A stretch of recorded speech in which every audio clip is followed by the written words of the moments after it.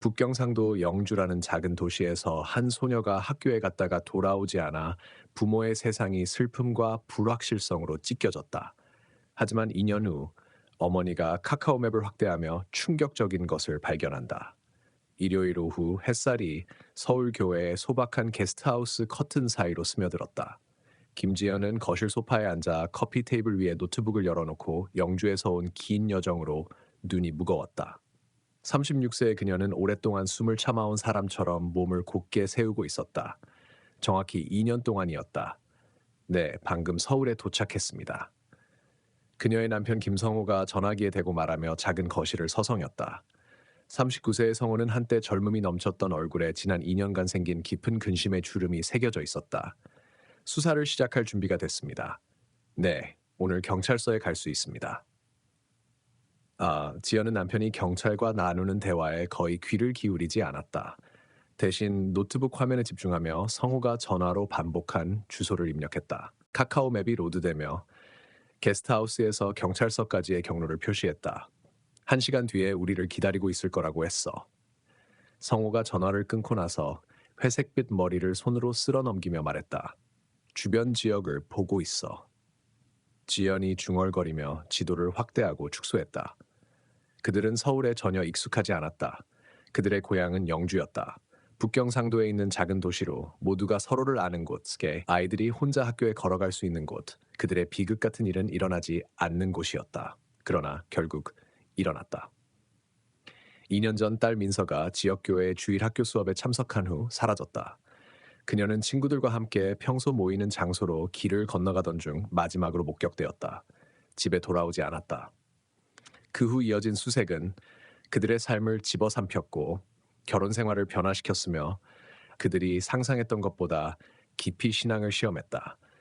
지연은 지도를 스크롤하며 임시 거주지 주변을 익혔다. 그들은 서울숲 근처라는 이유로 이 게스트하우스를 특별히 선택했다. 그곳에서 나온 제보가 그들을 이끌었다. 익명의 제보자가 아주 구체적이었어. 지연이 성호에게라기보다는 혼잣말로 말했다. 서울숲 근처 교회 주최 자선 행사에서 민서와 비슷한 소녀를 봤다고 했어. 몇 달 만에 처음으로 신빙성 있는 단서였다. 이전 제보들은 아무 성과 없이 그들의 희망을 높였다가 짓밟았다.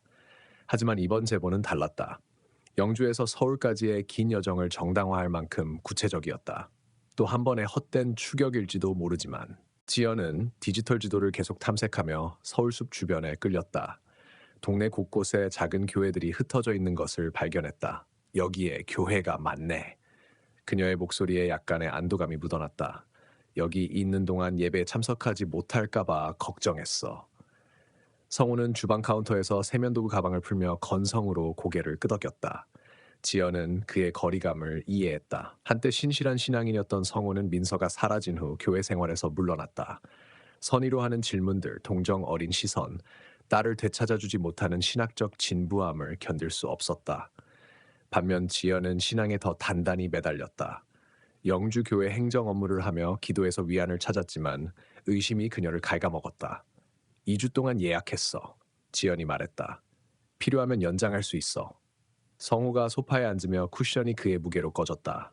뭘 찾았는지 보여줘. 지연은 경찰서 위치, 서울숲, 그리고 발견한 여러 교회를 보여주었다. 시작하기 좋은 지점인 것 같아. 스트리트 뷰를 확인해보자. 성우가 터치패드를 넘겨받으며 제안했다. 서울숲이 어떤지 보고 싶어. 지연은 그가 가상거리를 탐색하는 모습을 지켜보았다. 익숙한 파란색 인물이 수색 지역의 디지털 표현을 끌고 다녔다. 먼저 커뮤니티 공원을 보았고 이어 주변 거리를 탐색했다. 저기 신사동이야. 지연이 주거 지역으로 들어서며 길 끝에 작은 교회가 보이는 곳을 가리켰다. 성우가 교회에 가까워지며 확대했고 그때 지연이 그것을 보았다. 등에 작은 자수 무늬가 있는 남색 교복 재킷을 입은 소녀가 한 남자와 함께 걷고 있었다. 그들의 등이 카카오맵 카메라 차를 향하고 있었다. 성호. 지연의 목소리가 목에 걸렸다. 그녀의 손가락이 화면을 찔렀다. 파. 등에 작은 자수 무늬가 있는 남색 교복 재킷. 민서가 사라진 날 입고 있던 것과 똑같았다. 지연이 민서의 11번째 생일에 사준 것이었다. 사라지기 3주 전이었다. 그 재킷은 그녀의 기억에 낙인처럼 새겨져 있었다. 여보, 돌려봐. 그녀가 심장이 뛰며 말했다. 얼굴을 볼 수 있는지 확인해. 성우가 조작하며 다른 각도를 찾아보았지만 얼굴은 카카오맵 스트리트 뷰의 표준처럼 흐려져 있었다. 몇 프레임에서만 보였고 항상 뒤나 확실한 정보를 주지 않는 각도였다. 저 남자가 낙이거. 지연이 화면에 더 가까이 다가가며 속삭였다. 성우가 한숨을 쉬며 어깨를 축 늘어뜨렸다. 지연, 이번이 100번째로 남색 교복 재킷을 입은 소녀를 봤어. 그 옷에 집착하고 있어. 너도 그녀를 찾고 싶어 하는 거 알아. 그가 부드럽게 말했다. 나도 마찬가지야. 하지만 매번 남색 재킷을 보고 뛰어들 순 없어. 지연은 어쨌든 관심 지점을 모두 표시한 뒤 노트북을 닫았다. 성우 말이 맞았다. 충동적이지 않고 체계적이어야 했다. 계획이 있었다. 가야 해. 성우가 일어서며 말했다. 더 이상 시간을 낭비하지 말자. 먼저 경찰서에 가서 경찰과 이야기하고 실종자 포스터를 붙일 허가를 받고 그 다음에 경찰과 함께 서울숲을 확인할 거야. 지연은 가방에서 갓 인쇄한 포스터 더미를 꺼내며 고개를 끄덕였다. 각 포스터에는 민서의 웃는 얼굴, 밝은 눈, 긴 머리, 그리고 실종 세부 정보가 담겨 있었다. 2년간 이 포스터를 배포하며 지연의 마음에 깊은 상처가 남았지만 포기하지 않았다. 그럴 수 없었다.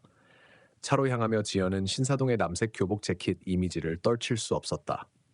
어머니는 안다. 그녀는 속으로 생각했다. 어머니는 항상 안다. 지연은 낯선 서울 거리를 조심스럽게 운전하며 폰 GPS의 파란 선을 따랐다. 성우는 옆에 앉아 지역 경찰을 위해 준비한 사건 노트를 검토했다. 다음 신호에서 우회전하세요. 로봇 음성이 지시했다. 교차로에 가까워지며 지연은 서울숲을 지나고 있음을 깨달았다. 봐. 그녀가 속도를 살짝 늦추며 말했다. 제보에서 나온 공원이야. 공원은 늦은 오후에도 활기찼다. 아이들이 놀고 커플이 손을 잡고 걷고 정자 근처에서 제보에 묘사된 것과 비슷한 교회 주최 자선 행사로 보이는 작은 모임이 있었다. 지연은 차를 세우고 모든 얼굴을 확인하고 목이 터지도록 민서의 이름을 부르고 싶은 충동을 느꼈다. 나중에 돌아올 거야. 성우가 그녀의 생각을 읽고 부드럽게 말했다. 우리 혼자서는 소용없을 거야. 훈련된 눈의 도움이 필요해. 지연은 마지못해 고개를 끄덕이고 운전을 계속했다. 하지만 다음 모퉁이에 다다랐을 때 신사동 표지판을 보고 생각 없이 깜빡이를 켰다. 뭐해? 성우의 목소리가 날카로워졌다. 이건 잘못된 길이야. 지연은 시선을 도로에 고정했다. 카카오 맵에서 본 교회에 잠깐 들르고 싶어. 성우, 기도해야겠어. 지연, 기도해야겠어. 그녀가 말했다. 둘 다 그게 전부가 아니라는 걸 알았다. 경찰과 이야기하기 전에 잠깐 기도하고 싶어. 성우는 헤드레스트에 기대며 좌절감을 드러냈다. 지금은 예배 시간이 아니야. 귀중한 시간을 낭비하고 있어. 차 안에서도 기도할 수 있어. 하나님은 어디서든 들으셔. 교회 건물에 갇혀 계시지 않아. 그의 목소리에 약간의 쓰라림이 묻어났다. 그 교리를 너도 잘 알잖아. 지연은 조용히 눈을 돌려 남색 교복 재킷이나 낯익은 얼굴을 찾았다. 늦은 오후의 거리는 고요했다. 그냥 그 거리를 확인하고 싶었지? 성우가 묻지 않듯 말했다. 그 소녀가 걷던 곳, 너 잘 알아, 지연. 하지만 거기엔 없을 거야. 그건 그냥 과거 위성 이미지일 뿐이야. 알아. 지연이 조용히 인정했다. 하지만 뭔가 끌리는 게 있어. 설명할 수 없어. 경찰은 항상 경찰서에 있을 거야. 하지만 이 마음의 부름에 응해야 했어. 성우는 지난 2년간 익숙해진 그녀의 단호한 턱선을 보았다. 그는 언제 밀어붙이고 언제 물러날지 알았고 지금은 후자임을 깨달았다. 교회가 시야에 들어왔다. 입구 위에 하얀 십자가가 있는 작은 벽돌 건물이었다. 지연은 거의 비어있는 주차장에 차를 세우고 시동을 껐다. 밖에서 기다릴게. 성우가 안전벨트를 풀며 말했다. 신선한 공기가 필요해. 경찰에 좀 늦을 거라고 전화해야겠어. 지연은 그가 차에서 내리는 모습을 보았다. 그의 큰 체구가 그들의 공유된 부담으로 약간 구부정했다. 그들은 한때 완벽한 조화를 이루며 결혼 생활이 상호 지원과 이해의 춤이었다. 이제는 비극을 공유하는 낯선 이처럼 느껴졌다. 각자 다른 방식으로 슬픔을 처리하며 서로 완전히 이해하지 못했다. 지연은 지갑과 항상 지니고 다니는 작은 성경을 챙겼다. 민서의 이름이 가죽 표지에 새겨진 그녀의 10번째 생일 선물이었다. 매일의 독서와 절박한 기도로 표지가 닳아 있었다. 교회 입구로 다가가며 두려움과 이상한 확신이 밀려왔다. 성호에게도 자신에게도 설명할 수 없는 느낌이었지만 이곳으로 이끈 무언가가 있었다. 신의 인도든 어머니의 직감이든 따라가기로 했다. 무거운 나무 문을 열고 안으로 들어섰다. 성우는 길 건너에서 경찰에 사과 전화를 걸었다.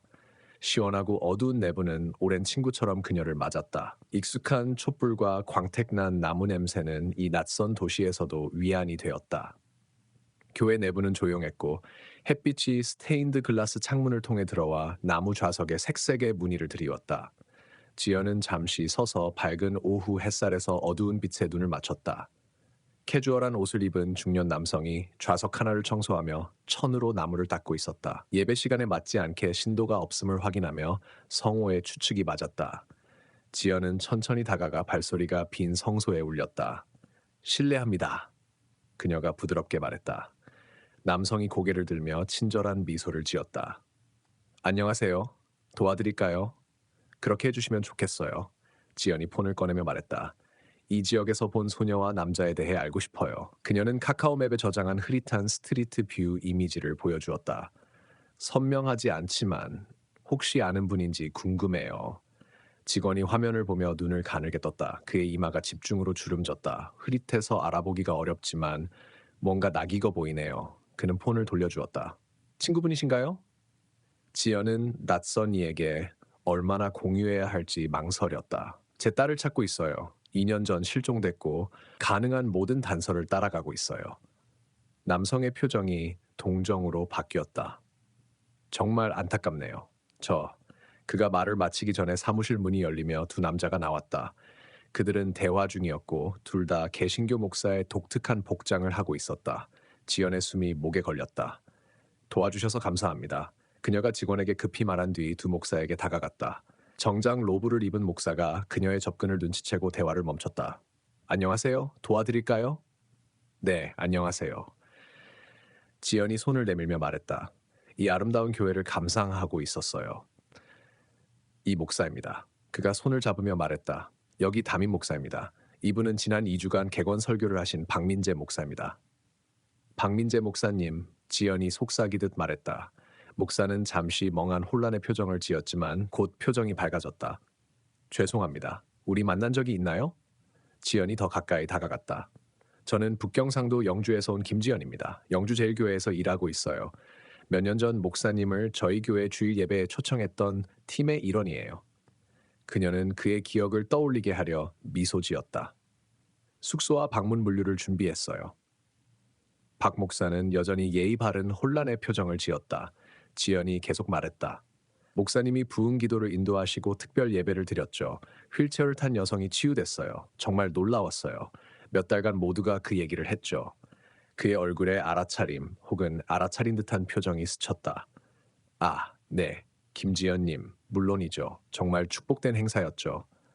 그가 활짝 미소 지었다. 주님은 신비로운 방법으로 일하시죠. 그렇지 않나요? 치유는 절대 잊지 않지만 많은 교회 방문을 하다 보니 도와주신 분들의 얼굴이 흐려질 때가 있어요. 지연은 이해하며 고개를 끄덕였다. 박 목사 같은 순회 목사는 매년 수십 개의 교회를 방문할 터였다. 다시 뵙게 되어 기뻐요. 지금 여기에서 사역하시나요? 그냥 객원 목사입니다. 박이 따뜻하고 자신감 있게 말했다. 2주간 여기 있다가 순회 사역을 계속할 예정이에요. 오늘은 사실 마지막 날이에요. 오늘 저녁 예배에서 설교한 뒤 서울에서 밤 비행기를 탄답니다. 여기서 목사님을 만나다니 놀라운 우연이네요. 지연이 말했다. 하지만 마음속으로는 우연이 아니라고 생각했다. 그녀를 이 교회로 이끈 것이 어쩌면 하나님의 손길이었을지도. 정말이죠. 박이 동의했다. 서울에 무슨 일로 오셨나요? 고향에서 멀리 떨어진 곳인데. 지연의 미소가 흔들렸다. 제 딸 민서 때문이에요. 목사님이 저희 교회에 오셨을 때 직후 2년 전에 실종됐어요. 그녀는 가방에서 포스터 하나를 꺼내 펼쳐 민서의 사진을 보여주었다. 서울숲 근처에서 민서와 비슷한 소녀를 봤다는 제보를 받았어요. 저와 남편이 바로 왔어요. 박 목사는 사진을 보며 잠시 읽을 수 없는 표정을 지었다. 약간 굳은 것 같았지만 지연은 자신이 상상한 건지 확신할 수 없었다. 이 목사가 앞으로 나와 지연의 팔에 위로의 손을 얹었다. 오, 세상에. 가족에게 얼마나 끔찍한 시련인가요? 민서의 안전한 귀환을 위해 함께 기도합시다. 셋은 작은 원을 이루었고 이 목사가 지연의 손을 잡았으며 박 목사는 약간 망설이다가 합류했다. 이 목사가 민서의 안전과 수색에 하나님의 인도를 구하는 진심 어린 기도를 이끌었다. 기도가 끝나자 박 목사가 앞으로 나와 지연을 끌어안았다. 처음엔 친근한 포옹이었지만 점점 강해지며 마치 그녀를 붙잡고 있는 듯했다. 지연은 그가 깊게 숨을 들이마시는 듯한 느낌의 불편함을 느꼈다. 그 제스처는 영적 지도자의 위로 포옹과 전혀 달랐다. 그들이 떨어지며 지연은 이상한 것을 눈치챘다. 박 목사의 정장 가슴 주머니에 잠깐 드러난 사진이 있었다. 이미지가 안쪽을 향했지만 종이가 얇아 어린 소녀의 실루엣이 보였다. 지연이 그것을 처리하기도 전에 박이 재킷을 바로잡으며 사진의 가장자리가 튀어나온 것을 보고 재빨리 주머니 깊숙이 넣었다. 제 딸 사진이에요. 그가 부드럽게 설명했다. 항상 가지고 다니죠. 늘 제 마음에 있어요. 지연은 불안을 숨기려 고개를 끄덕였다. 그 실루엣이 낯익었다. 너무 낯익었다. 오늘 저녁 예배에서 딸 이야기를 꼭 전할게요. 이 목사가 말했다. 사람을 찾을 때는 많은 눈이 적은 눈보다 낫죠. 감사합니다. 지연이 침착함을 되찾으며 말했다. 가야겠어요. 남편이 기다리고 있고 경찰서에 가야 해요. 돌아서며 뭔가 잘못됐다는 느낌을 떨칠 수 없었다.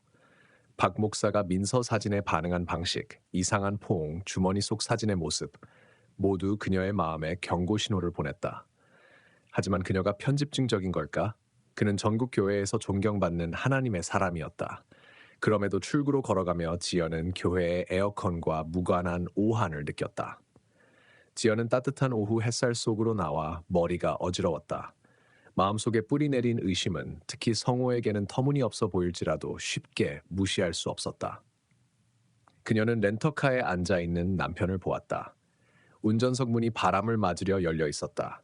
그의 표정은 천둥 같았고 그녀는 그의 좌절에 대비했다. 왜 이렇게 오래 걸렸어? 지연이 다가가자 성호가 물었다. 이 우회로로 30분을 낭비했어. 경찰이 기다리고 있어. 지연은 운전석에 앉으며 문을 열어둔 채로 말했다. 성호 안에 누가 있었는지 믿지 못할 거야. 박민재 목사, 민서가 사라지기 직전 2년 전 우리 교회에 왔던 그 목사야. 성호는 별 감흥 없이 보였다. 그래서? 뭔가 이상해. 지연이 차 안에서 단둘이었음에도 목소리를 낮췄다. 그를 끌어안았을 때 너무 세게 안았어. 마치 모르겠어. 내 냄새를 맡는 것 같았어. 그리고 주머니에 사진이 있었어. 잠깐 봤지만 민서 같았어. 지연. 성호가 그녀의 우려를 일축하려는 투로 말했다. 어떻게 들리는지 알아. 그녀가 끼어들었다. 하지만 상상한 게 아니야. 민서 사진을 보여줬을 때 이상하게 반응했어. 놀란 것 같았어. 성호의 표정이 그녀의 긴박함에 약간 누그러졌다. 우린 수년간 교회에서 함께 일했어. 그 같은 목사들이 얼마나 존경받는지 알아. 네가 암시하는 게 사실이라면 많은 사람을 충격에 빠뜨릴 거야. 어떤 비난을 하기 전에 절대적으로 확신해야 해. 확신한다고 말하는 게 아니야. 지연이 명확히 했다. 뭔가 잘못됐다는 거야. 성우는 아내를 지지하려는 마음과 이성을 유지하려는 마음 사이에서 갈등하며 관자놀이를 문질렀다. 계획대로 경찰서에 가자. 그들이 우리를 기다리고 있어. 거기서 이걸 정리할 수 있어. 내 의심에 근거가 있다면 그들은 어떻게 진행할지 알 거야. 지연은 마지못해 고개를 끄덕였다. 내 말이 맞아. 경찰이 있으면 나중에 이 목사에게 박 목사의 연락처를 물어볼 수 있어. 대화를 계속하기 전에 교회 문이 열리며 박 목사가 나왔다. 그는 이 목사에게 저녁 예배 전에 돌아오겠다고 말하며 작별 인사를 했고 지연과 성우를 보고 친근하게 손을 흔들며 그들의 차 옆에 주차된 자신의 차로 갔다. 박이차 문을 열자 지연은 차 안에서 나는 익숙한 냄새에 충격을 받았다. 벚꽃 향수였다. 민서가 사라지기 전 추석에 지연이 선물했던 민서가 가장 좋아하던 향수였다. 민서가 매일 애용하며 어른 냄새로 소중히 여겼던 향이었다. 지연은 피가 얼어붙는 기분이었다. 이건 우연일 리 없다. 박이 주차장에서 후진하며 떠났다. 그가 방금 지연에게 던진 폭탄을 모르는 듯했다. 차에 타 성호. 지연이 급히 운전석에 다시 오르며 말했다. 문 닫아. 성호는 그녀의 갑작스러운 강렬함에 혼란스러워하며 따랐다. 뭐야? 그 냄새 안 맡았어? 지연이 핸들을 꽉 잡으며 물었다. 그가 차 문을 열었을 때 그 벚꽃 향, 민서가 매일 뿌리던 그 향수야. 성우는 걱정스러운 표정으로 아내를 바라보았다. 지연, 없는 점을 잊고 있어. 벚꽃은 엄청 흔한 향이야. 그의 딸이나 아내의 향수일 수도 있고, 심지어 방향제일 수도 있어. 지연은 시동을 걸었다. 내 마음에서 부름을 느껴 성우. 강한 부름이야. 따라가야 해. 어디로? 냄새 때문에 존경받는 목사를 쫓아갈 거야? 확인하고 싶을 뿐이야. 그 부름. 지연이 고집했다. 내가 틀렸다면 인정하고 계획대로 경찰서에 갈게. 하지만 이건 해야 해. 성우는 좌절감에 손을 던졌다. 이제 모든 걸 영적으로 만들고 있잖아. 이 나라에서 거짓 선지자들이 추종자를 얻는 방식이 바로 이런 거야. 이성 대신 감정과 부름을 따르는 거. 그 비난, 특히 성우에게서 나온 비난은 아팠다. 지연은 단호한 턱을 세우고 주차장에서 후진했다. 내가 선지자라고 주장하는 게 아니야. 교회 행정일을 오래 해서 목사에게 뭔가 맞지 않는 걸 아는 엄마야. 성우는 창밖을 바라보며 좌절감으로 굳었다. 좋아, 원하는 대로 해. 하지만 이 헛된 추격으로 망신당할 때 내가 경고하지 않았다고 말하지 마. 차 안은 긴장된 침묵으로 가득 찼다. 지연은 박 목사가 간 방향으로 신사동에 진입하며 심장이 쿵쾅거렸다. 옳을까, 틀릴까 두려움 사이에서 갈등했다. 틀렸다면 경찰과의 만남을 아무 이유 없이 지연시키는 거였다. 하지만 맞다면 마침내 민서를 찾을지도 몰랐다. 지연은 핸들을 더 세게 잡고 어머니의 직감을 따라갔다. 지연은 박 목사의 차를 조심스럽게 따라갔다. 그가 눈치채지 않도록 충분히 거리를 두었다. 성우는 팔짱을 끼고 침묵 속에 앉아 불만이 온몸에서 뿜어져 나왔다. 이건 터무니없어. 몇 분 뒤 그가 중얼거렸다. 내 의심과 벚꽃 향만으로 경찰을 부를 순 없어. 귀중한 시간을 낭비하고 있어. 조금만 참아줘. 지연이 그의 세단에 눈을 고정하며 애원했다. 내가 찜렸다면 다시는 이런 짓 안 할게. 그들은 게스트하우스 주변보다 집들이 더 크고 넓게 떨어진 주거지역으로 따라갔다. 마침내 박이 잘 관리된 정원이 있는 매력적인 2층 집 진입로에 차를 세웠다. 게스트하우스 표지판이 밖에 있었다. 지연은 천천히 지나친 뒤 눈에 띄지 않게 집을 관찰할 수 있는 모퉁이에 주차했다. 그녀는 시동을 껐다. 이제 뭐? 성호가 참을성 바닥나며 물었다. 지켜보자. 지연이 간단히 말했다. 박이 차에서 내려 집으로 들어가 문을 닫았다. 몇 분이 침묵 속에 지나갔다. 지연과 성호는 주차된 차 안에서 긴장이 두터워졌다. 영원 같았지만 10분 정도 지난 후 앞문이 다시 열렸다. 한 여성이 큰 여행 가방 2개를 들고 나와 박의 차 트렁크에 실었다. 30대 중반으로 단정하게 묶은 머리를 한 전문직 여성처럼 보였다. 그녀는 집으로 돌아갔다가 곧 어린아이용 작은 가방을 들고 나왔다. 그가 오늘 저녁 예배 후 서울을 떠난다고 했어. 지연이 멀리서 들릴까 속삭였다. 여성이 다시 집으로 들어갔다가 곧 어린 소녀와 함께 문 앞에 나타났다. 8, 9세로 보이는 소녀로 금발을 깔끔한 양갈래로 묶었다. 소녀는 문 앞에 나타난 박 목사에게 뺨에 키스하며 작별 인사를 했고 그는 짧게 안은 뒤 손을 흔들었다. 소녀가 여성과 차로 향하며 지연은 절박하게 얼굴을 보려 애썼다. 하지만 민서가 아니었다. 얼굴이 전혀 달랐다. 머리색도 달랐고 2년 지난 지금의 민서보다 훨씬 작았다. 봤지? 성우가 승리감 없이 부드럽게 말했다. 그가 말한 그의 딸일 거야. 지연의 희망은 터진 풍선처럼 꺼졌다. 그녀는 직감이 민서로 이끌었다고 확신했었다. 이제 성우가 예견한 대로 어리석게 느껴졌다. 미안해. 그녀가 눈물 찔리며 속삭였다. 정말로 확신했었어. 성우는 그녀의 팔에 손을 얹으며 표정을 누그러뜨렸다. 괜찮아. 너는 자식을 찾는 엄마야. 누구라도 너라면 허우적댔을 거야. 지연은 목의 덩어리로 말을 못하고 고개를 끄덕였다. 보았던 사진, 벚꽃향, 그 중요성을 상상한 걸까? 슬픔과 절망이 없는 연결을 만들었나? 자리 바꾸자. 성우가 부드럽게 제안했다. 내가 경찰서까지 운전할게. 그들은 자리 바꿔 지연이 감정적으로 지쳐 조수석에 주저앉았다. 성우는 시동을 걸었지만 바로 기어를 넣지 않았다. 지연, 경찰서로 카카오맵 설정해줘. 여기가 어딘지 모르겠어. 지연은 기계적으로 폰을 꺼내 주소를 입력했다. 익숙한 파란 선이 원래 목적지로 안내했다. 성우가 운전 시작하며 지연은 목사의 집이 시야에서 사라질 때까지 눈을 고정했다. 중요한 퍼즐 조각을 놓쳤다는 느낌을 떨칠 수 없었다. 하지만 지금은 그녀의 의심이 아무것도 이끌지 않았음을 받아들여야 했다. 경찰을 만나러 돌아가야 할 시간이었다. 그들이 민서를 찾을 수 있을지도 모른다. 지연은 창문에 머리를 기대며 낯선 서울 풍경이 스쳐가는 것을 보았다. 2년간의 수색, 아무 성과 없는 단서들, 희망을 포기한 친구와 가족의 동정 어린 시선, 그녀의 내면을 갉아먹었다. 하지만 그녀 안에 무언가는 포기하지 않았다. 민서가 영원히 돌아오지 않을지도 모른다는 것을 받아들이지 않았다. 그 무언가, 신앙이든 모성 본능이든 그들을 희박한 가능성으로 전국을 건너게 했다. 이번 실망에도 지연은 그것을 따라갈 것임을 알았다. 얼마나 걸리든 어머니는 결코 자식을 찾는 것을 멈추지 않으니까. 절대. 지연은 계속 도로를 보며 목사의 차를 주시했다. 지금까지는 주거 지역을 벗어나 주요 도로로 향하는 같은 방향이었다. 봐. 지연이 갑자기 앞을 가리켰다. 저기서 꺾어. 성호는 한숨을 쉬었지만 속도를 살짝 늦췄다. 여성과 소녀를 태운 차가 놀이터와 붙은 카페로 보이는 곳으로 들어갔다. 철망 울타리 너머로 몇몇 아이들이 기다리는 듯했다. 성호, 더 천천히. 지연이 재촉했다. 무슨 일이 일어나는지 보고 싶어. 안 돼. 성호가 단호히 속도를 높였다. 더 이상 곁길로 새지 마. 지연, 이미 경찰 약속에 늦었어. 지금 바로 갈 거야. 지연은 놀이터를 지나며 최대한 보려고 목을 쭉 뺐다.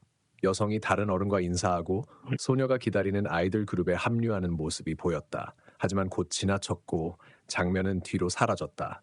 그녀는 좌석에 주저앉아 희망이 꺼졌다. 성호, 미안해. 그녀가 시작했지만 그는 핸들진 손마디가 하얗게 변하며 끼어들었다. 아니, 이로부터 배워야 해, 지연. 직감은 오해를 부를 수 있어. 없는 연결을 보게 할 수 있어. 지연은 그가 옳다는 걸 알면서도 중요한 걸 놓쳤다는 느낌을 떨칠 수 없었다. 벚꽃향, 사진, 여행 가방 모두 의미가 있었다. 그녀는 확신했지만 구체적 증거 없이 성호나 경찰이 그녀를 진지하게 받아들이리라 기대할 수 없었다. 몇 분간 긴장된 침묵 속에 운전했다. 성호가 부드러운 목소리로 다시 말했다. 너도 그녀를 찾고 싶어 하는 거 알아. 나도 그래. 하지만 체계적이어야 해. 당국과 협력해야 해. 알아. 지연이 창밖을 보며 속삭였다. 강남 경찰서에 도착했을 때는 예정된 약속 시간보다 거의 1시간 늦었다. 그들은 바쁜 경찰서에 들어가 프런트데스크 경관에게 다가갔다. 박 형사와 약속이 있습니다. 성호가 설명했다. 우리 실종된 딸 김민서에 관한 겁니다. 좀 늦었어요. 경관이 컴퓨터를 확인하고 사과하는 표정으로 고개를 들었다. 죄송하지만 박 형사는 지금 다른 회의 중입니다. 예정 시간에 오지 않아서 다른 일정을 잡았어요. 성호는 지연에게 날카로운 시선을 던진 뒤 경관에게 돌아섰다. 언제쯤 가능할까요? 몇 시간 정도 걸릴 겁니다. 경관이 답했다. 기다리셔도 되고 나중에 다시 오셔도 됩니다. 성호는 감사 인사를 하고 지연을 밖으로 안내했다.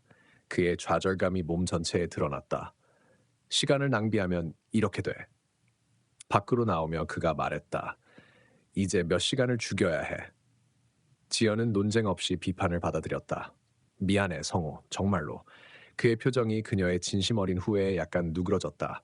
경관이 근처에 카페가 있다고 했어. 아침 이후로 밥을 안 먹었어. 너도 그렇지 않을 거야. 너 먼저 가. 지연이 제안했다. 좀 걸어 다니고 싶어. 머리 좀 정리하고. 여기 한옥 건물들이 흥미로워. 성호는 그녀와 함께 있을지 공간을 줄지 갈등하며 망설였다. 마침내 고개를 끄덕였다. 알았어. 폰 챙겨놔. 연락 유지해. 박 형사가 준비되면 문자할게. 지연은 성호가 길 건너 카페로 걸어가는 모습을 보았다. 그들의 공유된 부담으로 어깨가 축 처졌다. 그녀는 헛된 추격으로 약속을 지연시키고 희망을 높였다가 꺾이게 한 죄책감을 느꼈다. 하지만 그 죄책감 아래 의심이 계속 가자먹었다. 아직 놓칠 수 없었다. 지연은 발길 닿는 대로 걷기 시작했다. 경찰서 주변 거리는 한낮에 활기로 붐볐지만 그녀는 지나가는 사람들을 거의 보지 않았다. 아침의 사건들로 머리가 가득했다. 폰을 꺼내 카카오맵을 다시 열어 모든 걸 시작한 스트리트 뷰 이미지를 보았다. 남색 교복 재킷을 입은 소녀와 그녀 옆에 남자.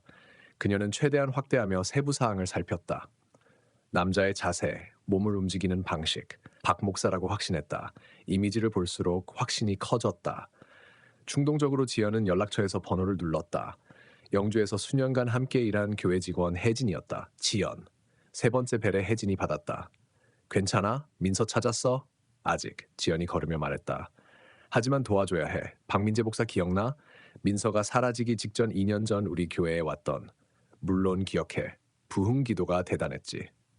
그에 대해 알아낼 수 있는 모든 걸 찾아줘. 지연이 설명했다. 그의 배경, 신학교 교육, 뭐든지 그리고 휠체어를 탄 그 여성. 지연은 심장이 목으로 튀어오르며 걸음을 멈췄다. 박 목사의 차였지만 그가 운전하지 않았다. 대신 게스트하우스에서 본 여성이었고 조수석에 작은 금발 소녀가 보였다. 지연은 큰 관목 뒤로 몸을 숨기며 여성이 주차하고 차에서 내리는 모습을 보았다.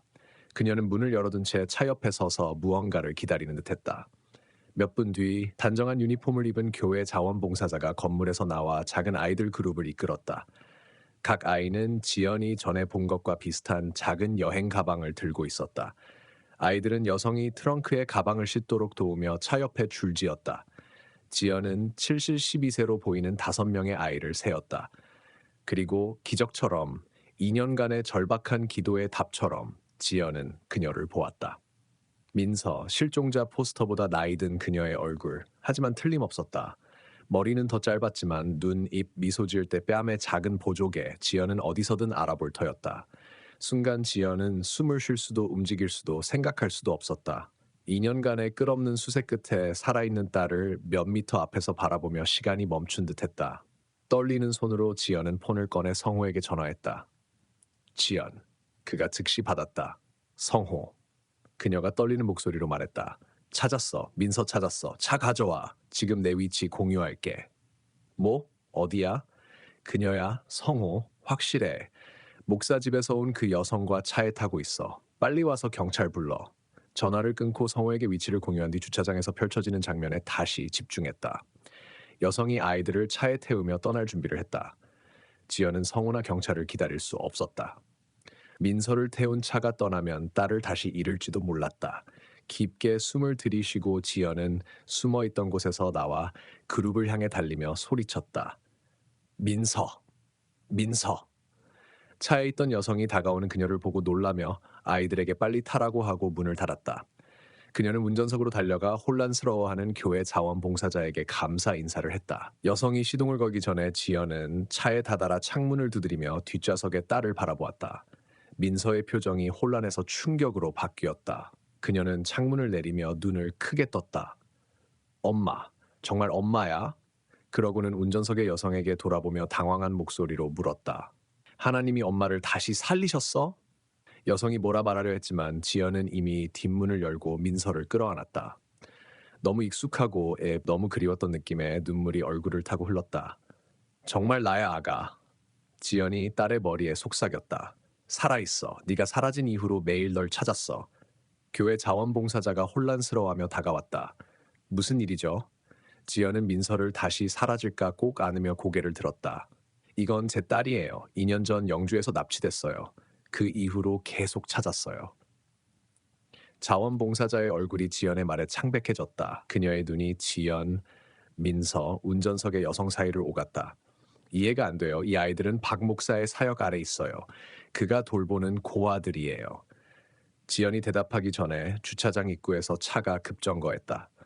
성우가 뛰쳐나와 지연과 그녀 품의 소녀를 찾았다. 민서. 그의 목소리가 감정으로 갈라졌다. 민서가 소리를 듣고 믿을 수 없다는 눈으로 돌아보았다. 아빠, 아빠도 살아계셔. 성우는 그들에게 달려와 지연과 민서를 세게 끌어안았다.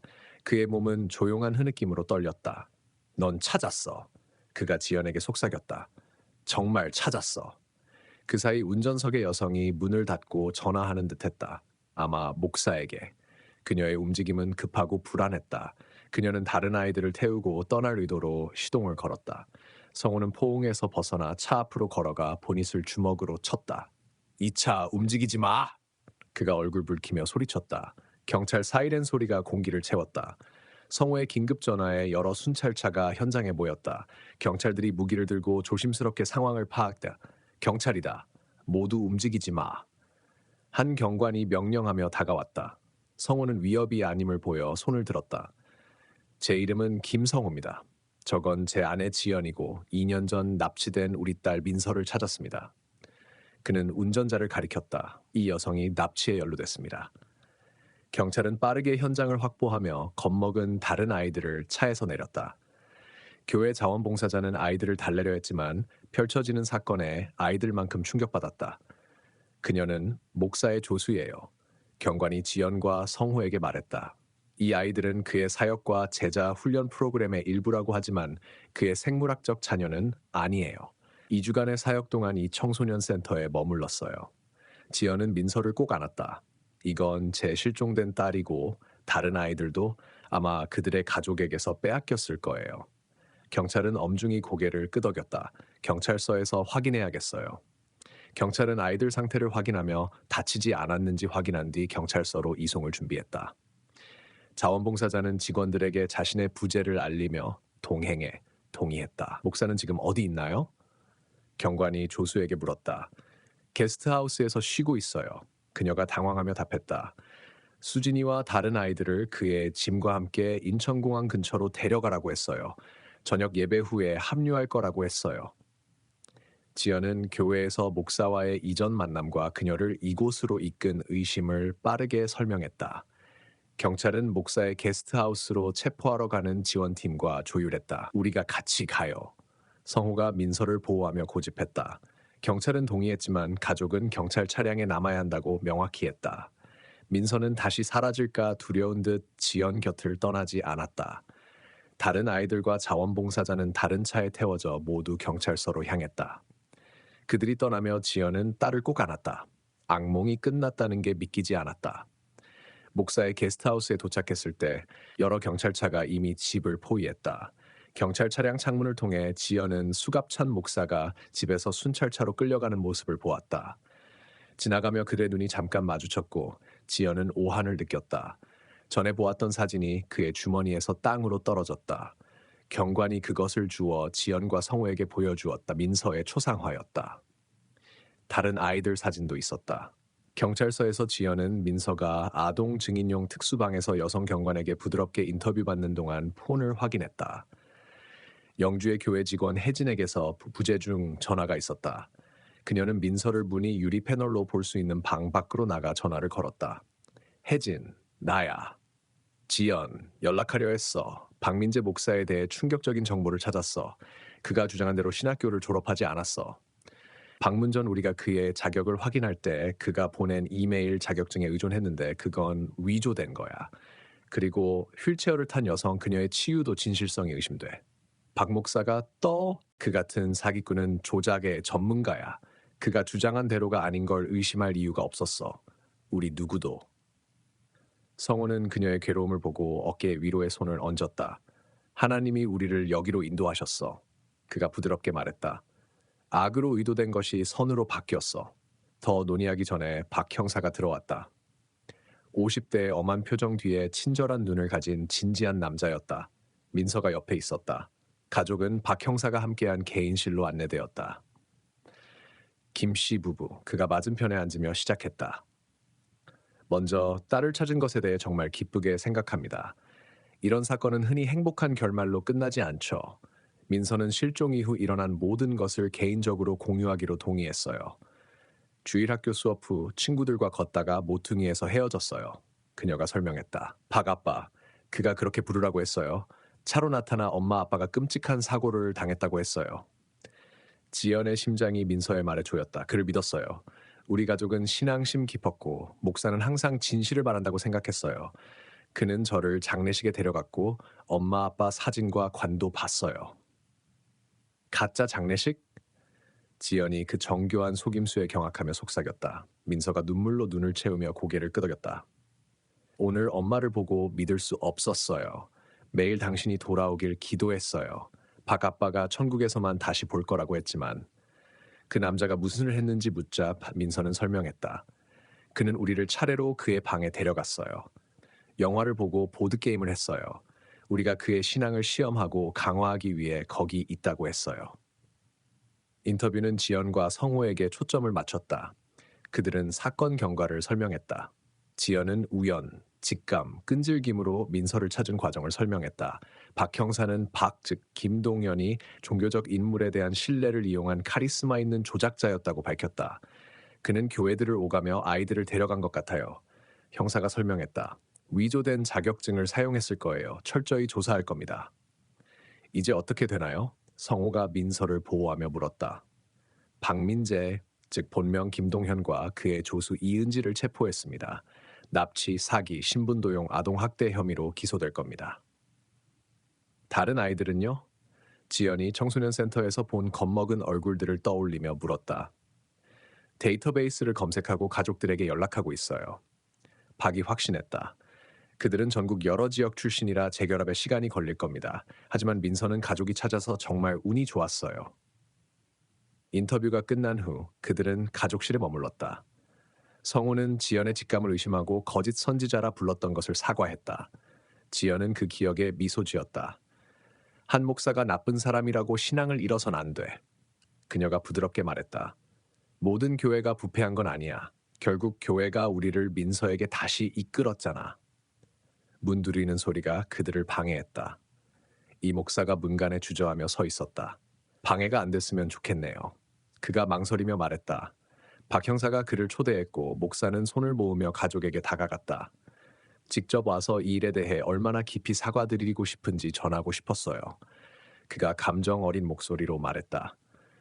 우리가 그런 악을 품고 있었다는 걸 몰랐어요. 오늘 저녁 예배는 물론 취소했어요.